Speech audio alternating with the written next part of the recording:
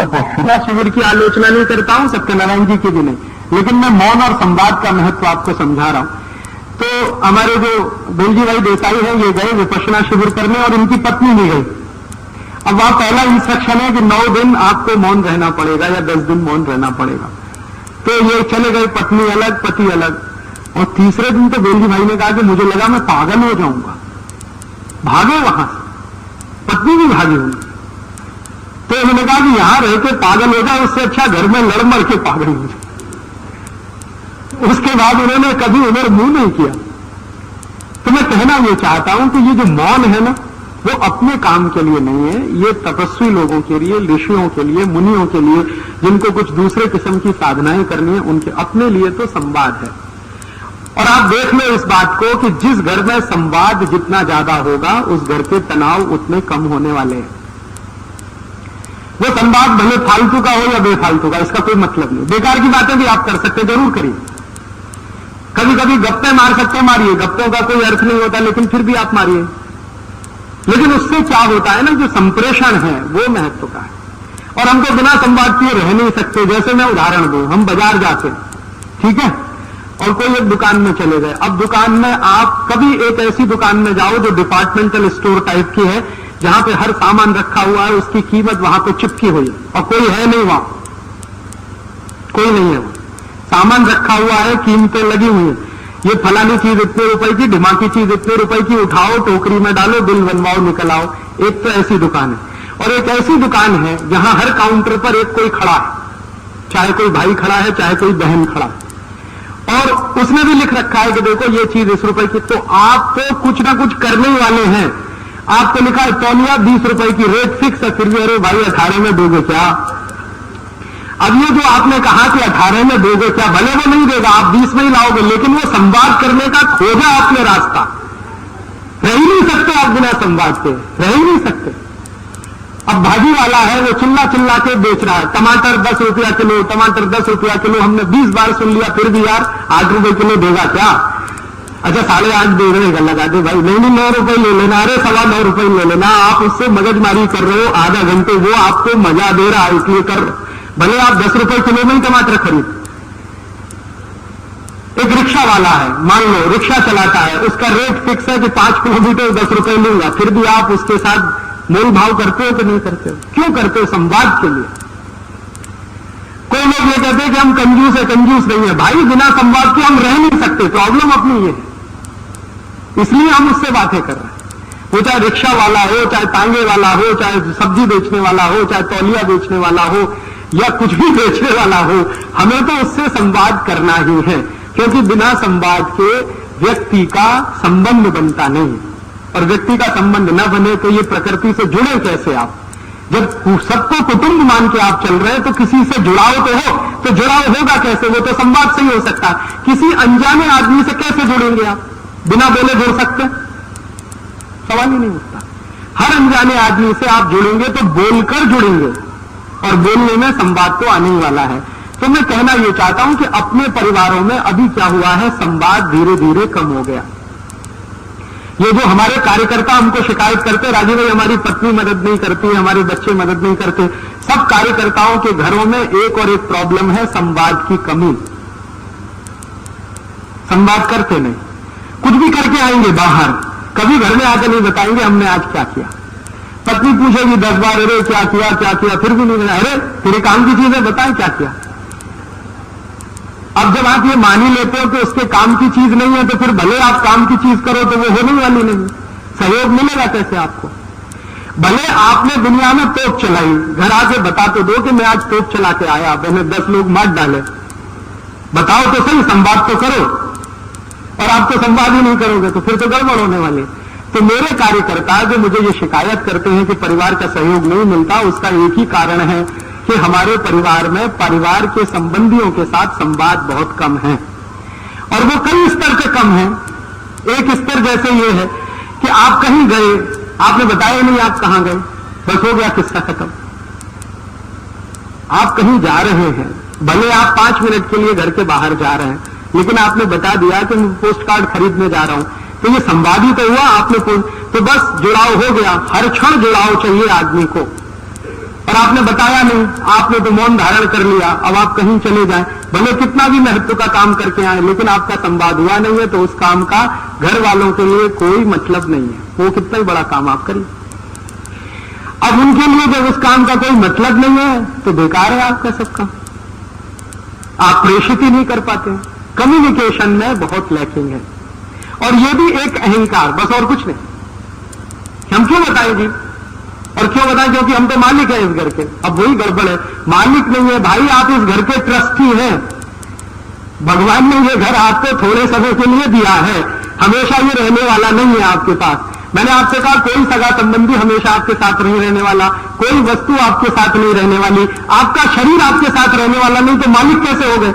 मालिक तो आप तब हुए जो कोई चीज हमेशा आपके कंट्रोल में रहे। ये शरीर तक आपके कंट्रोल में नहीं रहेगा थोड़े दिन के बाद, फिर आप मालिक कैसे मानते हैं अपने आप को? तो जब हमारे मन में ये मालिकियत का भाव आता है कि ये परिवार के तो सब मुझसे छोटे हैं, क्योंकि मैं इनकी जीविका चलाता हूं, मैं इनका मालिक हूं, बस वहीं गड़बड़ हो जाती है और वहीं से संवाद टूटता है। संवाद जहां टूटेगा वहां पर बेरुखी आएगी, और वो बेरुखी धीरे धीरे बढ़ती चली जाएगी, और कोई दिन गुस्से में फटेगी, आपके घर में टूटने की नौबत आ जाएगी। दुनिया का कोई वकील, कोई जज आपको नहीं बचा पाएगा। मेरे मित्र हैं बंबई में, ये फैमिली डिस्प्यूट सुलझाते हैं जज हैं, वो कहते हैं समझ में नहीं आता मैं क्या करूं। तो मैंने कहा कानून की किताब के आधार पर ये नहीं हो सकता, आप बस इतना करो कि पति पत्नी को कहो कि थोड़ा अहंकार कम करके एक दूसरे से क्षमा मांगना शुरू कर दें, एक दूसरे की प्रशंसा करना शुरू कर दें, घर टूटने से अपने आप बच जाएगा। और वो कहते यही नहीं होता, वो अपना वकील लेके खड़ा ही, अपना वकील लेके खड़ा, उसका वकील ये तुर्रम खा, उसका वकील ये तुर्रम, बस गया परिवार उसमें। तो वहां तक नौबत नहीं आए तो उसके लिए ये बहुत सरल है। और एक चलते चलते छोटी सी 2-3 आखिरी बातें कि अगर हम हमारे परिवार में एक भौतिक काम और कर सकें, एक भौतिक काम तो मैंने कहा कि सब साथ मिलकर खाना खाएं, संवाद के लिए वो बहुत जरूरी है। संवाद क्यों जरूरी है? क्योंकि जुड़ाव उसी से होता है आदमी का, हर क्षण संवाद हर बार नया जुड़ाव लाता है। आप कई बार महसूस करेंगे कि संवाद करते करते आपका किसी के प्रति प्रेम बढ़ता है, या किसी के प्रति आकर्षण बढ़ता है। उसको जितना कम करते जाएंगे प्रेम भी कम होगा, आकर्षण भी कम होगा, सब चीजें कम होती जाएंगी। प्रेम तब तो कम होगा, मैंने आपसे कहा टेंशन बढ़ेंगे वगैरह वगैरह सब होगा। तो इसलिए इसका बहुत महत्व है। इसी के साथ एक चीज का और महत्व है, जो भौतिक बात है, वो ये एक दूसरे की सेवा करना। हम बीमार हैं तो हमारी कोई सेवा करे, लेकिन अपेक्षा न रखें। मैंने आपसे पहले कहा अपेक्षा रखेंगे तो मोह में जाएंगे, और बिना अपेक्षा के करेंगे तो प्रेम में जाएंगे। तो प्रेम के आधार पर हम सेवा करें। मान लीजिए हमारे पिताजी बीमार हैं, हमारी मां बीमार है, हमारा भाई बीमार है, हमारी बहन बीमार है, या हम बीमार हैं, तो मैं बीमार हूं तो मेरी कोई सेवा कर रहा है, या कोई दूसरा बीमार है तो मैं उसकी सेवा कर रहा हूं, बिना इस अपेक्षा के कि ये मेरी करें तो बहुत अच्छा, लेकिन अपेक्षा ना हो उसमें। तो क्या होगा कि प्रेम तत्व प्रबल होता जाएगा, लगातार बढ़ता जाएगा। और सेवा आप जानते हो इतना बड़ा माध्यम है जो किसी को भी जीत सकते। आपने देखा नहीं है, ये जो ईसाई मिशनरियां हैं, इन्होंने सेवा भाव से ही हिंदुस्तान के एक बहुत बड़े इलाके को जीत रखा। आप कभी नॉर्थ ईस्ट में जाइए, नागालैंड, मिजोरम, मणिपुर, त्रिपुरा, वो पूरा हिस्सा हिंदुस्तान से कटकर अलग होने को तैयार है सिर्फ सेवा के आधार पर। उन्होंने कुछ वो बना दिए हैं हॉस्पिटल, कुछ खोल दिए हैं स्कूल, उन स्कूलों में पढ़ाते हैं बच्चों को, हॉस्पिटल में करते हैं मरीजों की सेवा। बस उसी पर नागालैंड का साधारण नागरिक कहता है जी हमें भारत में नहीं रहना, हमको तो इनके साथ रहना। और उसी की ताकत पर उन्होंने यहां तक करा लिया है कि नागालैंड की भाषा अंग्रेजी है। हिंदुस्तान में 2 ही ऐसे राज्य हैं जिनकी राज्य भाषा अंग्रेजी है, बाकी कोई राज्य नहीं। कल को वो अलग भी हो जाए तो वहां की जनता उनके साथ जाने वाली। तो ये जो सेवा तत्व है ये हमारे यहां बहुत महत्व का है, और ये महत्व का तत्व तो हम परिवार से शुरू करें। परिवार में एक दूसरे की सेवा करना, वो छोटा हो या बड़ा हो, ये इमैटीरियल है। क्योंकि मैंने आपसे कहा कोई छोटा नहीं, कोई बड़ा नहीं, सब ईश्वर तत्व है, सब परमात्मा के अंश है। आप उनके साथ रह रहे हैं, ये आपका सौभाग्य है, या वो आपके साथ रह रहे हैं तो ईश्वर ने आपको मौका दिया है, ट्रस्टी बनाकर इस घर में आपको भेजा। ये भाव अगर आपके मन में है तो किसी की भी सेवा करने में आपको कोई हिचक नहीं आएगी, छोटा हो या बड़ा। तो अगर आपने भौतिक रूप से ये सेवा करना, भौतिक रूप से संवाद करना, एक साथ मिलकर भोजन करना, एक साथ मिलकर बातें करना, ये कुछ छोटी छोटी भौतिक बातें करना शुरू कर दिया, बहुत सारे तनाव, बहुत सारे टेंशन, बहुत सारे परिवार के क्लेश, झगड़े सब मिट जाएंगे। मैं कहना यह चाहता हूं कि झगड़े सभी परिवार में होते हैं, कलह सभी परिवार में होती है, क्लेश सभी परिवार में होता है। कोई ऐसा परिवार दुनिया में नहीं होगा जहां झगड़े ना हो, क्लेश ना हो, कलह ना हो। लेकिन उसको कम करना, उसको समाप्त करना, ये हमारे हाथ में है, ये हमारे कंट्रोल में है। हम थोड़े व्यवहार के परिवर्तन से इन सब चीजों को बहुत आसानी से कंट्रोल कर सकते हैं। चलते चलते एक छोटी सी बात और, आजकल हमारे यहां परिवार अगर चलाना है तो कर्तव्य भाव से चलेगा। अभी हमारे देश में एक गड़बड़ हो गई है, और वो गड़बड़ ये हो गई कि एक संविधान आ गया हमारे देश में, जो हमारी इच्छा से नहीं बना है। ये बिल्कुल सही बात है। We the people of India, ये सबसे बोगस बात है जो लिखी हुई है, क्योंकि हमने कभी आत्मार्पित नहीं किया। 300 लोग थे जिन्होंने इसको बना दिया और उन्होंने घोषित कर दिया कि ये हो गया। अब उसमें गड़बड़ी जो हो गई है, मूल में भूल वो ये हो गई है कि जो कुछ उसमें है वो अधिकार प्रधान है, कर्तव्य प्रधान कुछ है ही नहीं। पूरे संविधान आपको ये अधिकार, आपको ये अधिकार, आपको ये अधिकार, आपको ये अधिकार, आपको ये मौलिक अधिकार, आपको वो मौलिक अधिकार, कर्तव्य भाव उसमें नहीं है। एक जगह है बस पूरे कॉन्स्टिट्यूशन में, आर्टिकल 51, बस उसके बाद कहीं कुछ नहीं है। और अधिकारों के निकालूं तो 20 आर्टिकल है। तो ये जो अधिकार प्रधान हमने बनाया अपने संविधान को, तो सरकार भी पूरी तरह से अधिकार प्रधान है। सरकार को ये अधिकार है, सरकार को ये अधिकार है, सरकार को ये अधिकार है, सरकार को ये अधिकार है। कर्तव्य क्या है? वहां पे ठन गोपाल है। तो मैं कहना यह चाहता हूं कि अपने देश का संविधान और ये जो सरकार है ना, ये बिल्कुल उल्टी दिशा में है। कारण उसका यह है कि ये सब कुछ अधिकार प्रधान व्यवस्था में है। अपना परिवार अधिकार प्रधान व्यवस्था में नहीं चल सकता। परिवार चलेगा कर्तव्य प्रधान व्यवस्था से। परिवार में हम अधिकार से ज्यादा कर्तव्य की बात सोचें। मेरा ये कर्तव्य है, मेरा ये कर्तव्य है, मेरा ये कर्तव्य है, मुझे ये करना है, पति का ये कर्तव्य है, पत्नी का ये है, बेटे का ये है, बेटी का ये है, मां का ये है, पिता का ये है, भाई का ये है, बहन का ये है। सब अपने कर्तव्य भाव से प्रेरित रहे तो परिवार बहुत अच्छे से चलता है। अगर अधिकार भाव से आपने बात करनी शुरू की तो बंटवारे होते हैं। दो भाई जो एक ही मां से पैदा हुए हैं वो क्यों बंटते हैं? चार भाई जो एक ही मां से पैदा हुए हैं, एक ही तरह का जेनेटिक मटेरियल उनके पास है, वो आपस में झगड़े क्यों करते हैं? संपत्ति का बंटवारा क्यों करते हैं? अधिकार भावना से। मेरा अधिकार इतनी संपत्ति पर, तेरा अधिकार इतनी संपत्ति पर, मेरे हिस्से में इतना, तेरे हिस्से में इतना।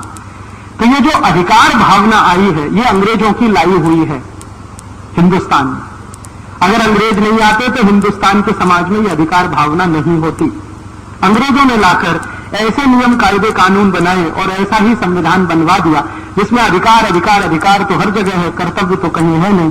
तो मैं आपसे कहना यह चाहता हूं कि आप परिवार अगर चला रहे हो तो कर्तव्य भावना से चलाओ, अधिकार भावना से नहीं।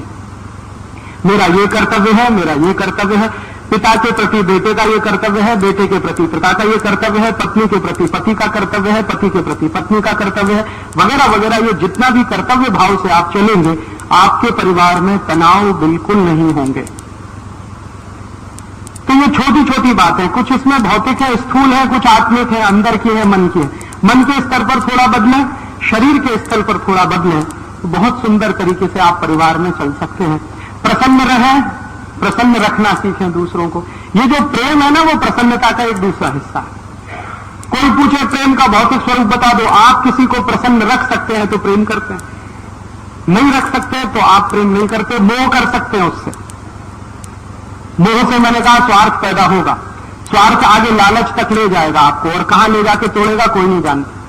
लेकिन अगर आपने प्रेम रखा है तो प्रेम में से तो स्वार्थ कभी आने वाला नहीं। प्रेम से तो प्रसन्नता ही निकलेगी, आनंद ही निकलेगा, त्याग की भावना आएगी, कर्तव्य की भावना आएगी। जहां प्रेम प्रधान होगा वहां कर्तव्य अपने आप आ जाएगा, क्योंकि हमें दूसरे को प्रसन्न रखना है तो कर्तव्य भाव में ही रख पाएंगे, अधिकार भाव में तो नहीं रख पाएंगे। तो मेरा ये कर्तव्य है, ये मानकर मैं करूं। और अपने कर्तव्य हम सब समझते ही हैं, ऐसी कोई बड़ी बात नहीं है। सभी जीव जगत के जीव जंतुओं के प्रति हमारा जो कर्तव्य है वही कर्तव्य है हमारा सबके प्रति, जो हमारे परिवार के साथ है या कुटुंब के हिस्से है। और अगर ये हम अपने परिवार में करें तो मैं मानता हूं कि आपका परिवार, हमारा परिवार एक अच्छा परिवार बन सकता है, जिसमें तनाव नहीं होंगे, कलह नहीं होगी, क्लेश नहीं होगी। कलह क्लेश कभी होगी भी तो बहुत आसानी से निकल जाएगी। मैंने आपसे कहा कि कभी कलह हो जाए, क्लेश हो जाए, क्षमा मांगने में देर मत करिए और क्षमा करने में देर मत करिए। तो आप देखेंगे 2 मिनट में सब काफूर हो जाएगा। गलतियां हर आदमी करता है, कोई आदमी आदर्श नहीं होता, न कोई स्त्री आदर्श है, न कोई पुरुष आदर्श है, न कोई बेटा आदर्श है, न कोई बाप आदर्श है। हम में से चूंकि कोई आदर्श नहीं है और हम सब परमात्मा के अंश हैं, ये मानकर अगर हम कोई भी बात करेंगे तो बहुत आसानी से क्षमा करना, क्षमा करवाना या क्षमा देना या क्षमा लेना हमें आ जाएगा। बहुत आसानी से हम प्रेम करना सीख जाएंगे, प्रशंसा करना सीख जाएंगे, सेवा बहुत आसानी से हम कर पाएंगे और परिवार को एक अच्छा स्थान बना पाएंगे जहां जो भी रहेगा कर्तव्य भाव।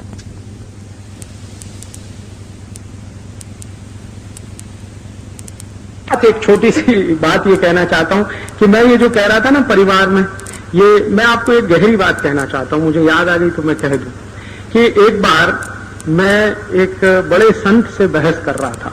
अब उनका नाम नहीं बताऊंगा मैं आपको क्योंकि उसके दूसरे कारण। तो मैं उनसे बहस कर रहा था, बहस इस बात पे कि आप कहते हो मोक्ष है, मोक्ष है, मोक्ष है, आप मुझे मोक्ष ले जा सकते हैं क्या? तो उन्होंने मुझे कहा कि कोई दुनिया का दूसरा आदमी दूसरे को मोक्ष नहीं ले जा सकता, माने मैं तुमको मोक्ष नहीं ले जा सकता, तुम चाहो तो खुद मोक्ष जा सकते हो।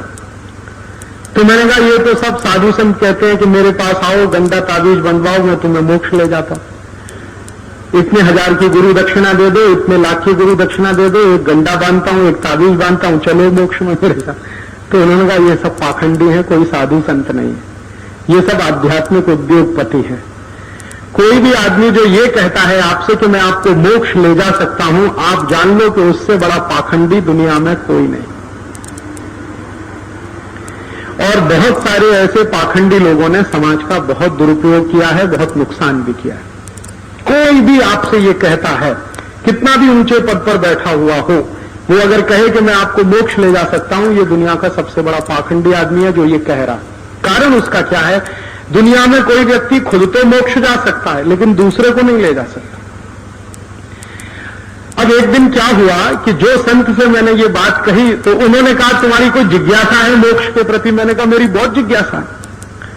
तो कहने लगे तुम क्या सीखना चाहते हो क्या? मैंने कहा मैं ये जानना चाहता हूं कि मोक्ष किसको होता है किसको नहीं होता। तो उनका अच्छा कैसा करो, वेद पढ़ लो। तो मैंने कहा पूरे वेद पढ़ूंगा तो तकलीफ है, इतना समय कम है। तो उन्होंने कहा अच्छा मैं तुमको कुछ हिस्से वेद के बता देता हूं, तुम पढ़ लो। तो मैंने फिर कुछ पढ़ा, उनके सानिध्य में रह के संस्कृत थोड़ा बहुत सीख के फिर पढ़ा। तब मेरे समझ में आया एक बहुत सुंदर बात हमारे वेदों में कही गई है, जो त्रिविध दुखों से मुक्त हो जाए और दूसरे को दुखों से मुक्त कराए वही मोक्ष जाता है। अब त्रिविध दुख क्या है? दैहिक, दैविक और भौतिक। दैहिक दुख माने शरीर का दुख, माने आप बीमार हैं, लाचार हैं, अपंग हैं, बेकार हैं वगैरह, ये सब दैहिक दुख। दैविक दुख माने भूकंप आ गया, अकाल पड़ गया, धरती फट गई, दावानल हो गया, ये दैविक दुख।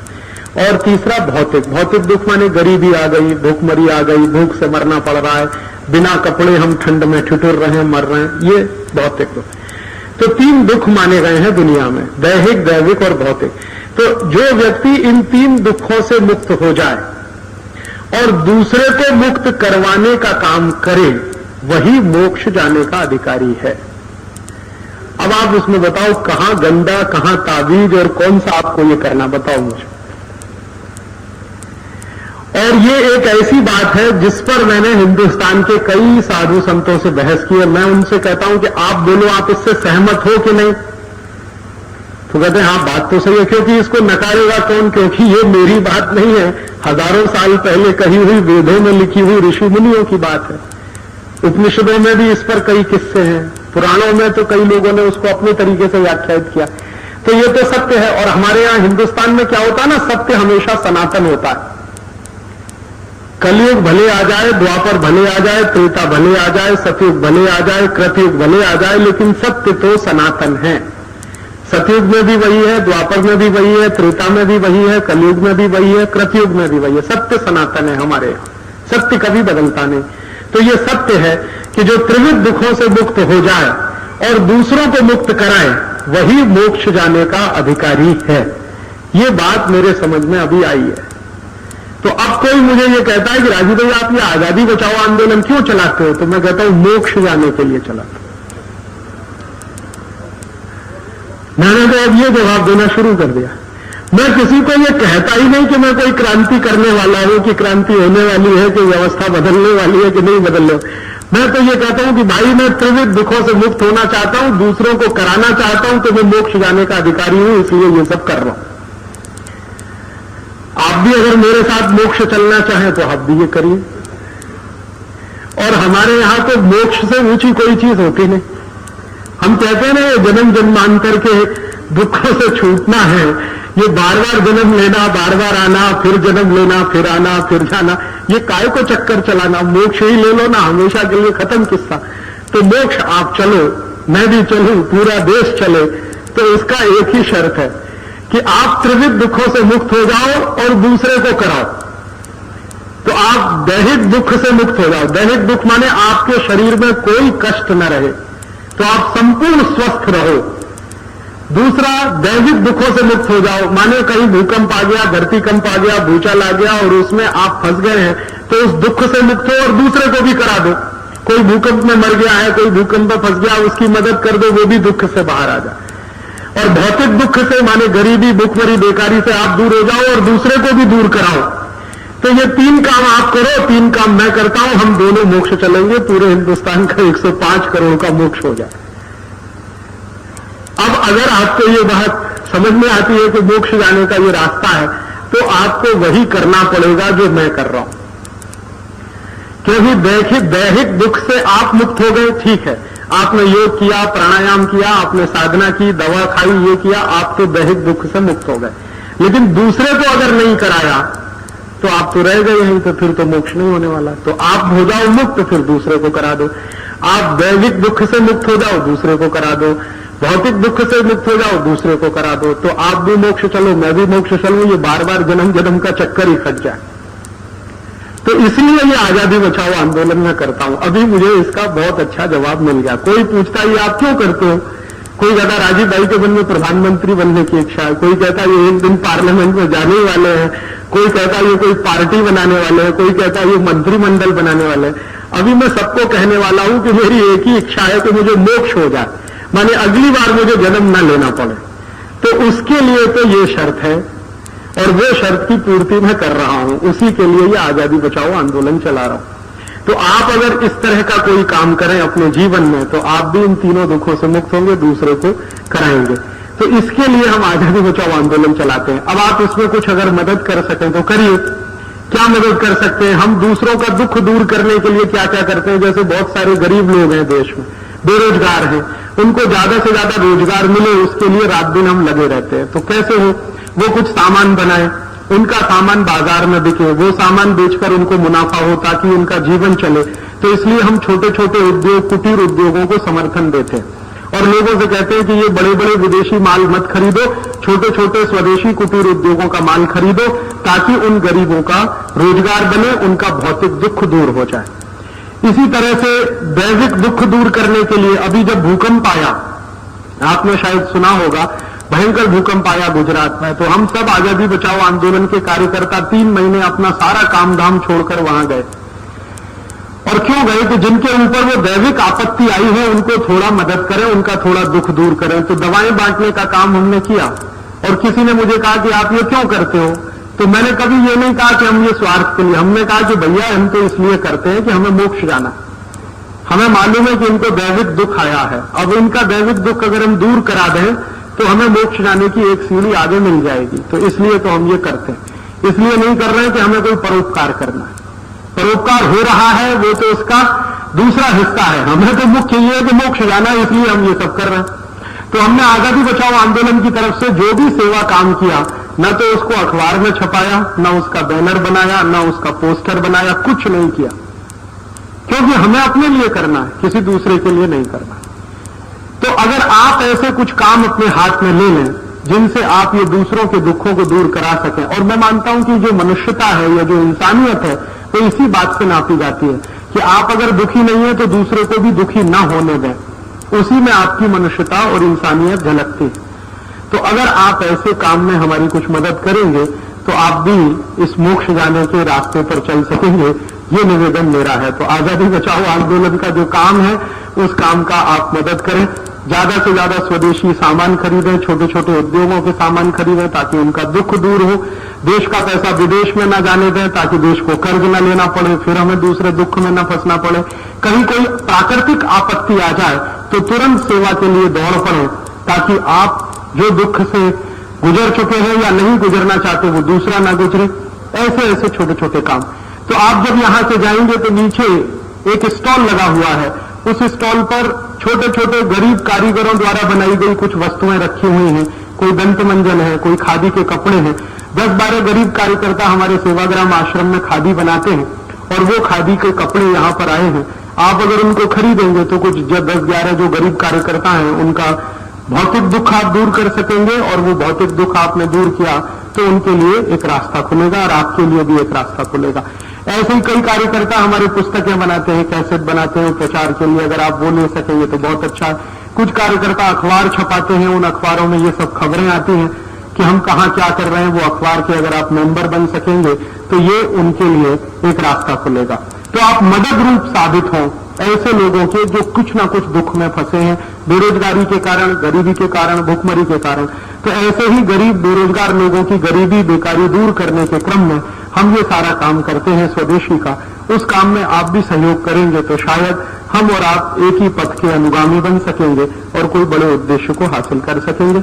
इतना ही कहकर आप सबका बहुत आभार, धन्यवाद। आपने बहुत शांति से सुना, बहुत आभार।